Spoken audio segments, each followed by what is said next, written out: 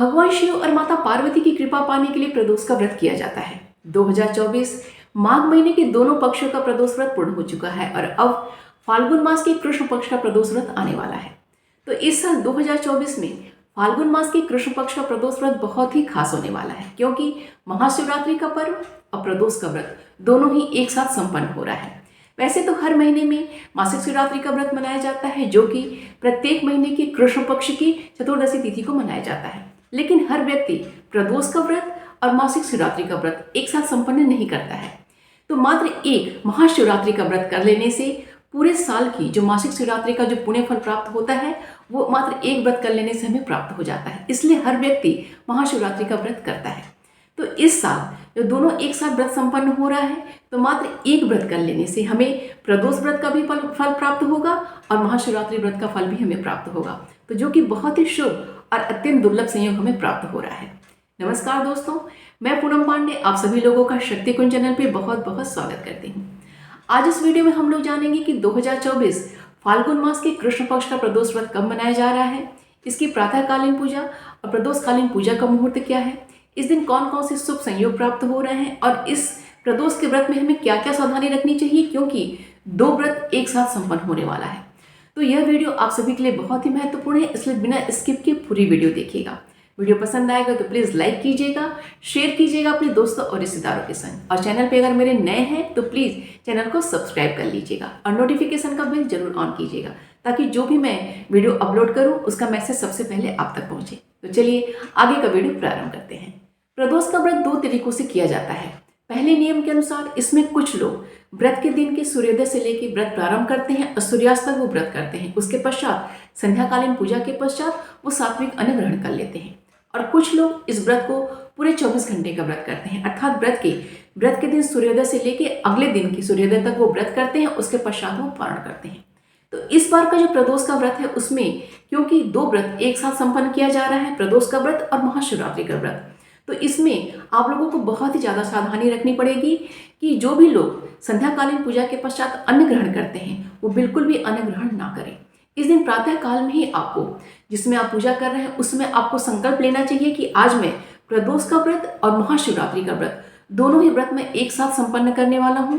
तो इसलिए मैं ये व्रत जो है अगले दिन सूर्योदय के पश्चात मैं इसका पारण करूँगा और इन दोनों ही व्रतों का पुण्य फल हमें प्राप्त हो। आइए जानते हैं कि फाल्गुन मास के कृष्ण पक्ष की त्रयोदशी तिथि का प्रारंभ कब हो रहा है। त्रयोदशी तिथि का प्रारंभ 7 मार्च दिन गुरुवार की देर रात्रि में 1:19 से हो रहा है और त्रयोदशी तिथि का समापन 8 मार्च दिन शुक्रवार की रात्रि में 9:57 पे हो रहा है और यहाँ से चतुर्दशी तिथि प्रारंभ हो जा रही है। जैसा कि हम सभी जानते हैं कि प्रदोष का व्रत तभी रखा जाता है जब प्रदोष काल में त्रयोदशी तिथि हमें प्राप्त होती है। तो 8 मार्च दिन शुक्रवार को हमें प्रदोष काल में अर्थात संध्या काल में हमें त्रयोदशी तिथि प्राप्त हो रही है, तो इसलिए इस दिन प्रदोष का व्रत रखा जाएगा।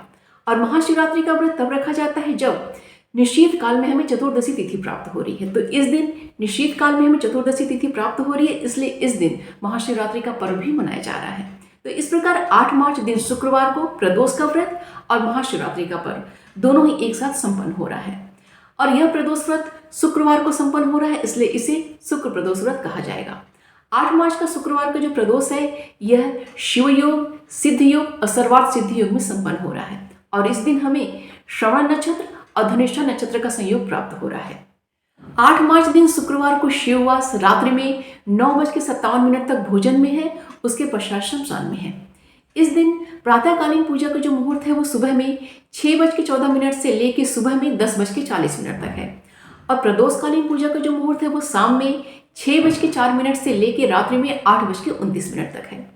महाशिवरात्रि में रात्रिकालीन 4 जो प्रहर की जो पूजा होती है उसका बहुत ही ज़्यादा महत्व होता है। मैंने महाशिवरात्रि की वीडियो में रात्रिकालीन चारों प्रहर की पूजा का समय बताया हुआ है, उस वीडियो को भी आप लोग अवश्य देखिएगा। मैं डिस्क्रिप्शन में उसका लिंक भी आप लोग के संग अवश्य शेयर कर दूंगी। 8 मार्च दिन शुक्रवार को आप जो संध्या काल में प्रदोषकालीन पूजा आप जो करेंगे वो महाशिवरात्रि की पूजा के नियम के अनुसार जो रात्रि की 4 प्रहर की पूजा होती है वो प्रथम प्रहर की पूजा रहेगी। तो आपका प्रदोषकालीन पूजा और महाशिवरात्रि का प्रथम प्रहर की पूजा दोनों एक साथ संपन्न होने वाला है और महाशिवरात्रि की जो 4 प्रहर की पूजा होती है उसमें अलग अलग चीज़ों से महादेव का अभिषेक करने का नियम है। तो प्रथम प्रहर की पूजा में गंगा जल से अभिषेक करने का नियम है, अर्थात जल से अभिषेक करने का नियम है। तो इस समय प्रदोष काल की पूजा में आप उन्हें गंगा जल से उनका अभिषेक कीजिएगा। और महाशिवरात्रि के दिन भगवान शिव को सब कुछ अर्पित किया जाता है। आज के दिन उन्हें गुलाल, अबीर, कुमकुम, हल्दी, चंदन, भस्म, भांग सब कुछ अर्पित किया जाता है। तो क्योंकि आपका दो व्रत एक साथ संपन्न हो रहा है, इसलिए प्रदोषकालीन पूजा में आप महादेव का बहुत ही अच्छे से पूजन कीजिएगा। उन्हें बेलपत्र अर्पित कीजिएगा, शमी पत्र अर्पित कीजिएगा, दुर्वा अर्पित कीजिएगा, भांग अर्पित कीजिएगा, मदार का पुष्प, धतूरे का पुष्प, जो जो व्यवस्था आपसे बन पड़े सब कुछ उन्हें अर्पित कीजिएगा। उन्हें अक्षत अर्पित कीजिएगा, काला तिल उन्हें अवश्य अर्पित कीजिएगा। और अगर अन्नों में अगर आप कुछ चाहना चाहते हैं तो आप जौ भी उन्हें अर्पित कर सकते हैं, मूंग उन्हें अर्पित कर सकते हैं। मैंने अन्न के ऊपर एक अलग से वीडियो बनाया हुआ है, तो मैं उसका भी लिंक आप लोग को डिस्क्रिप्शन में दे दूंगी, उसे भी आप लोग देख लीजिएगा। तो कहने का मतलब ये है कि महाशिवरात्रि और प्रदोष एक साथ आप जो पूजा कर रहे हैं इसे बहुत ही अच्छे से संपन्न कीजिए। भगवान शिव को और माता पार्वती को वस्त्र अर्पित कीजिएगा, भगवान शिव को जनेऊ अर्पित कीजिएगा। इसके साथ ही साथ माता पार्वती को सिंदूर अर्पित कीजिएगा और उन्हें श्रृंगार की सामग्री अर्पित कीजिएगा। और जब सब कुछ अर्पित कर लीजिएगा तो महादेव और माता पार्वती को एक एक साबुत पान का पत्ता लीजिएगा, उसके ऊपर सुपारी रख के, लौंग और इलायची रख के उन्हें अर्पित कीजिएगा और उन्हें दक्षिणा अर्पित कीजिएगा। उसके पश्चात उनका आरती कीजिएगा, धूप दीप दिखाइएगा और पूरे दिन ओम नमः शिवाय इस मंत्र का मानसिक रूप से जप कीजिएगा। बैठ के माला पे आप जप कीजिएगा। कहने का मतलब पूरे दिन और पूरी रात्रि आपका ओम नमः शिवाय मंत्र में ही पूरा दिन आपका व्यतीत होना चाहिए। भगवान शिव के सहस्त्र नाम का आप पाठ करिएगा। जितना आपके पास समय है इस दिन भगवान शिव और माता पार्वती को आप अपने आप को समर्पित कीजिएगा। उनके चालीसा का भी आप पाठ कर सकते हैं, क्योंकि दो व्रत आप एक साथ संपन्न कर रहे हैं। शुक्र प्रदोष व्रत सौभाग्य और सुख समृद्धि में वृद्धि करने वाला कहा जाता है। यह प्रदोष का व्रत शत्रुओं का नाश करने वाला और जीवन में चल रही कष्टों और समस्याओं को दूर करने वाला भी कहा जाता है। यह जो व्रत होता है, शुक्र प्रदोष होता है, यह दाम्पत्य जीवन में चल रही समस्याओं को दूर करने वाला भी माना जाता है। अगर अविवाहित लोग हैं तो उनकी शादी विवाह में जो अड़चनें चल रही हैं, समस्याएं चल रही हैं, उनको दूर करने के लिए शुक्र प्रदोष व्रत बहुत ही उत्तम माना जाता है। और इसके साथ ही साथ जो विवाहित लोग होते हैं उनके अगर जीवन में कुछ समस्याएं चल रही हैं या फिर अपने पति की लंबी आयु के लिए, उनकी आर्थिक समृद्धि के लिए भी शुक्र प्रदोष व्रत बहुत ही उत्तम माना जाता है। इस बार प्रदोष का व्रत और महाशिवरात्रि का व्रत एक साथ संपन्न हो रहा है, तो इसको हमें किस विधि से करना चाहिए? वैसे तो इस व्रत को आप केवल जल पी के भी आप व्रत कर सकते हैं पूरे दिन। आप अगर ये करना आपके लिए संभव नहीं है तो फिर आप जल, दूध और फलों का सेवन करके भी इस व्रत को कर सकते हैं। अगर इतना करना भी आपसे संभव नहीं है तो फिर आप दूध, जल, फल का सेवन के संग संग व्रत में जो खाने योग्य जो फलाहार होते हैं उनको सिंधा नमक के संग भी आप खा सकते हैं।